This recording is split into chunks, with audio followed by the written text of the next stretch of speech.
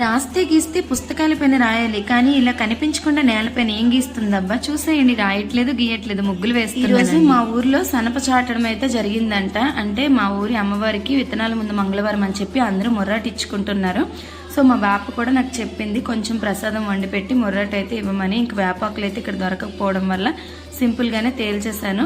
అయితే ఇక్కడ ఈ ముర్రాట ఎందుకు అంటే, ఊర్లో వ్యవసాయంకి సంబంధించిన పనులు ఏవైనా ముందు చేసేటప్పుడు విత్తనాల ముందు మంగళవారం అని చెప్పి చేస్తారంట.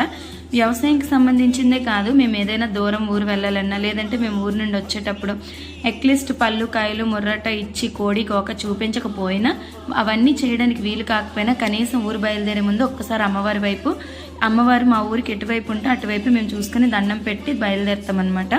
సో నేను కూడా చాలా దగ్గరలో విన్నాను, అన్ని దేవతలు వేరు, గ్రామ దేవత వేరు, మన తల్లి అలాంటిదో గ్రామ దేవత కూడా అలాంటిదే అని, అంతే ఇంపార్టెన్స్ ఇవ్వాలని. సో సింపుల్గా మంగళవారం అయితే చేసేసుకుంటాం.